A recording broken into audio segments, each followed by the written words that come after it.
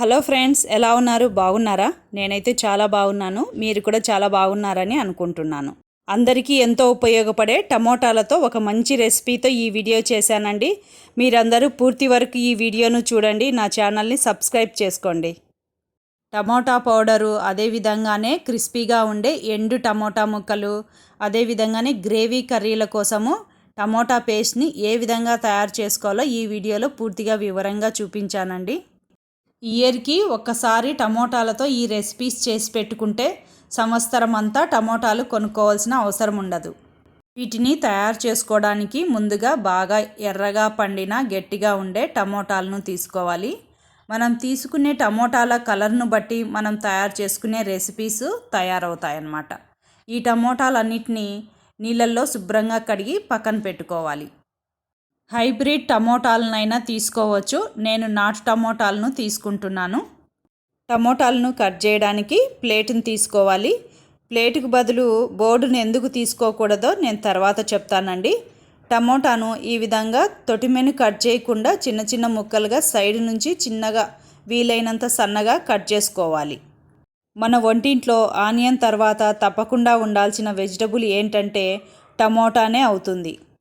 ఎప్పుడైనా ఇంట్లో టమోటాలతో వంట చేసేటప్పుడు టమోటాలు తక్కువగా ఉండడమో, లేదంటే బయటికి వెళ్ళి తెచ్చుకోవడానికి టైం లేనప్పుడు టమోటా పౌడర్ అనేది చాలా ఉపయోగపడుతుంది. ఒక్కోసారి వివిధ కారణాలతో టమోటా రేట్లు అనేవి విపరీతంగా పెరిగిపోతాయి. అలాంటప్పుడు అంతంత రేటు పెట్టి కొనాలంటే బాధ అనిపిస్తుంది. అదేవిధంగానే ఎక్కువ రోజులు టమోటాలు లేకుండా వంట చేయాలన్నా కూడా చాలా కష్టం అనిపిస్తుంది.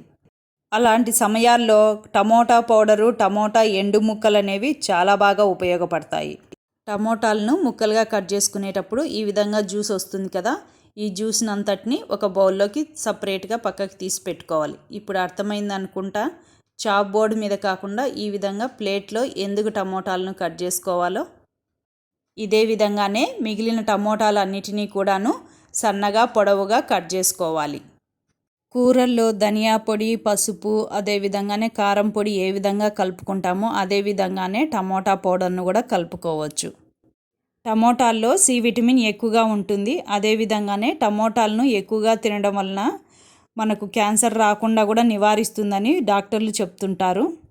టమోటా పౌడరు పుల్ల పుల్లగా తీయగా ఉంటుంది. వెజిటబుల్ సలాడు, అదేవిధంగానే ఫ్రూట్ సలాడ్ మీద చల్లుకొని డైలీ తింటే చాలా మంచిది.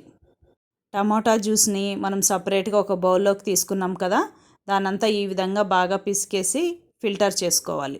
ఈ విధంగా చేసుకోవడం వల్ల టమోటా జ్యూస్లో ఉండే సీడ్స్ అన్నీ సపరేట్ అయిపోతాయి. ఈ టమోటా జ్యూస్కి షుగర్ కానీ హనీ కానీ యాడ్ చేసుకొని డైరెక్ట్గానే జ్యూస్ లాగా తాగేయచ్చండి.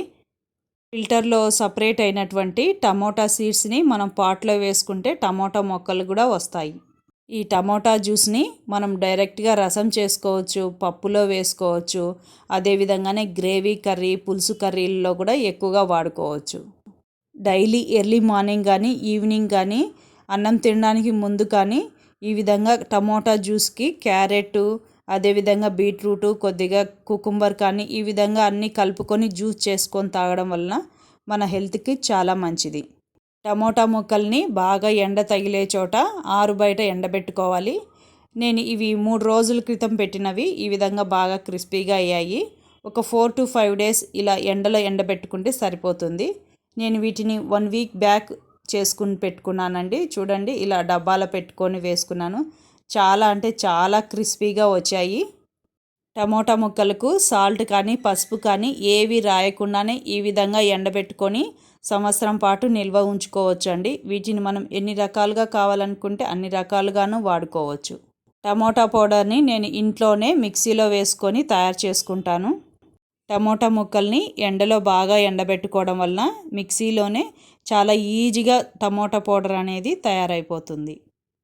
ఆలూ ఫ్రై, బెండకాయ కర్రీ, మసాలా పూరి, బేల్ పూరి ఈ విధంగా అన్నిటికీ టమోటా పౌడర్ని యాడ్ చేయడం వల్ల చాలా టేస్టీగా ఉంటాయి. ఈ టమోటా పౌడర్ ఫ్లేవర్ అనేది నిజంగా చాలా అంటే చాలా సూపర్గా ఉంటుందండి. నేను డైలీ ఇదే విధంగానే యూజ్ చేస్తాను. టమోటా పౌడర్ని మన బ్యూటీకి ఒక మంచి టిప్గా కూడా యూజ్ చేసుకోవచ్చండి. అది ఏ విధంగా అంటే 1 స్పూన్ టమోటా పౌడరు, 1 స్పూన్ పసుపు, 1 స్పూన్ పాలు కలుపుకొని మన మడ మీద జిడ్డుగా ఉంటుంది కదా, అక్కడంతాను ఈ వీటితో బాగా మసాజ్ చేసుకుంటే జిడ్డు అనేది ఈజీగా తొలగిపోతుంది. ఈ క్రిస్పీగా ఉండే టమోటా ముక్కలతో గ్రేవీ కర్రీస్ కోసము ఏ విధంగా టమోటా పేస్ట్ను తయారు చేసుకోవాలో ఇప్పుడు మీకు చూపిస్తానండి.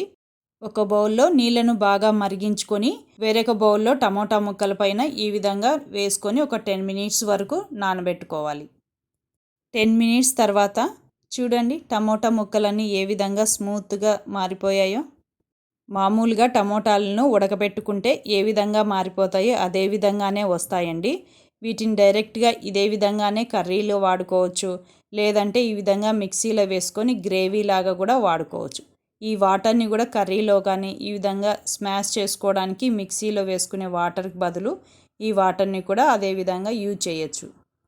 టమాటా పేస్ట్తో మీల్ మేకర్ రైస్ని ఏ విధంగా తయారు చేసుకోవచ్చో నేను ఇప్పుడు మీకు చూపిస్తానండి.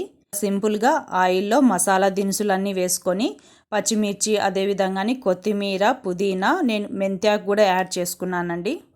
సన్నగా తరిగిన ఆనియన్స్ను, అల్లం వెల్లుల్లి పేస్ట్ కూడా వేసుకొని ఫ్రై చేసుకొని 3 స్పూన్ల వరకు టమోటా పేస్ట్ను యాడ్ చేసుకున్నాను. తర్వాత 1 స్పూన్ వరకు గరం మసాలా, 1 స్పూన్ ధనియా పౌడర్ వేసుకొని బాగా ఫ్రై చేసుకొని దానికి మీల్ మేకర్ కూడా వేసుకొని ఒక 5 మినిట్స్ మూత పెట్టుకున్నాను. తర్వాత రైస్ యాడ్ చేసుకొని వాటర్ వేసుకున్నాను. అంతేనండి, ఎంతో సింపుల్గా మీల్ మేకర్ రైస్ రెడీ అయిపోయింది. Thank you.